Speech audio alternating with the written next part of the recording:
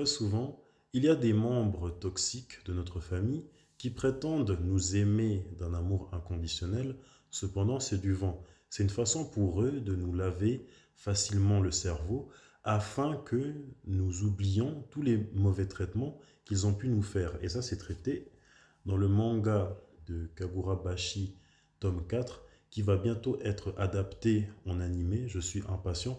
Et Kagurabashi, ce n'est pas aussi nul que les gens le laissent prétendre. C'est pour ça que quand quelqu'un dit que quelque chose est nul, je préfère en avoir le cœur net. Et non, Kagurabashi, ce n'est pas le nom du personnage principal qui est juste là. Il s'appelle Chihiro. Oui, comme le voyage de Chihiro par le très grand, créé et écrit par le très grand Hayao Miyazaki. Et ici, c'est Akuri qui semble être le deutéroganiste. La cover, elle pète le flot. Bon, l'intro de ma vidéo, Amour toxique, ça va justement parler de Akuri et de son grand frère Soya.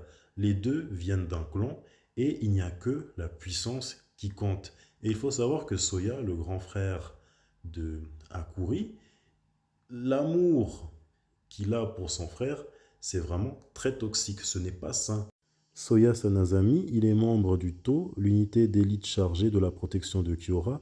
Il éprouve un amour toxique pour son frère Akuri, qu'il cherche partout pour le ramener chez eux. Il faut savoir que Soya, il entretient tout sauf une relation saine avec son petit frère.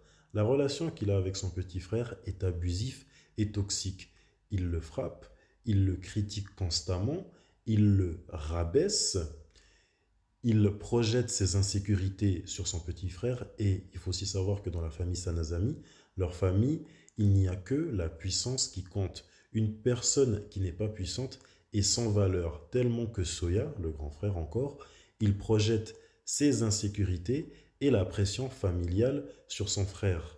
Il y a un rapport de domination et d'humiliation sur son petit frère qui ne mérite pas ça, tellement que son petit frère, il souffre de trauma et il se considère comme inutile. Et ça, dans la vie réelle, c'est aussi pareil. Des personnes toxiques de notre famille qui entretiennent une relation abusive et toxique avec nous, qui projettent leur insécurité, la pression familiale sur nous, qui nous humilient, qui nous humilient constamment, qui ont un rapport de domination sur nous, tellement qu'on se sent sans valeur et qu'on souffre beaucoup de traumas. Et tout comme à Kouri, ce qui peut se passer, c'est qu'on fuit loin de la famille pour avoir notre paix. Et ce membre problématique de la famille en question, il va venir nous rattraper pour que nous revenons et pour souffrir encore plus.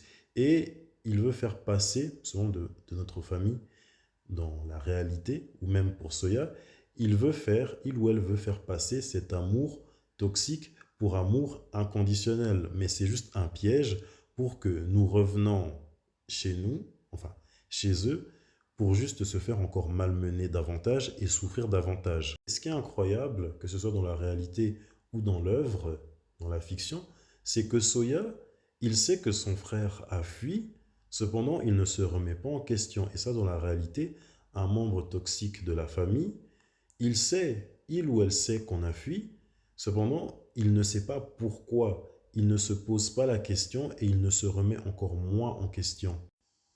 Donc voilà Akuri qui fuit son frère. Akuri, pourquoi tu me fuis?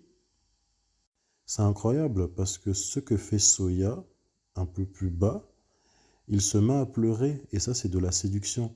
C'est ce que peut faire un membre toxique de la famille pour qu'on ressente de la culpabilité. Quand il aura ce qu'il veut, il te laissera tomber sans le moindre scrupule, il fera passer ses intérêts avant toi, alors que moi je t'aime d'un amour inconditionnel. Et Akuri qui dit la ferme. Quand on grandit dans une famille qui a tendance à nous rabaisser, à dire qu'on est nul, à dire qu'on est moche, on va le garder en tête. Et là, l'un des personnages dit quelque chose d'intéressant. Pour faire simple, une habitude, une croyance dont tu n'arrives pas à te débarrasser, tu as grandi dans un environnement où on te traitait comme un bon à rien, alors, à force, tu finis par ne plus croire en toi comme tous les autres. Tu es persuadé que tu n'en étais pas capable et inconsciemment, tu as dressé un mur devant toi. Ça, c'est son frère qui utilise des pinces pour lui faire du mal. Ta propre famille te fait du mal, si on veut. Mon frère n'utilise pas souvent d'outils. Il a tendance à les perdre. Il a égaré tout un tas d'instruments qu'il a utilisés sur moi. Quand ça arrive, il se contente de dire tiens, ça a disparu. Puis il se remet à me taper dessus. Et encore une fois, les animés, ça reflète encore la réalité. Et parfois, ce qui est le cas de certains amis, ou nous, dans la vraie vie, c'est qu'on est tellement persécuté par une personne, par un membre de notre famille ou par notre famille que dans notre tête, on va continuer à rester dans ce même environnement qui nous détruit, alors que ce n'est pas bien. Ce sont des gens qui nous persécutent à longueur de journée et on est conditionné à rester dans la même place jusqu'au jour où on a enfin un déclic. Jusqu'au jour où on a le déclic et qu'on coupe les ponts. Le père de Hakouré lui dit plus aucun lien ne nous unit. Et Hakouri dit moi aussi je voulais couper les ponts. Et Hakouri dit encore quelque chose qui reflète la réalité. En fin de compte, je voulais quand même que tu me félicites, papa. Parce que parfois, on reste malgré tout, malgré les persécutions dans notre environnement toxique, pour rendre fiers nos parents alors que c'est notre vie à nous. Et même essayer de les rendre fiers, ça ne sera jamais suffisant.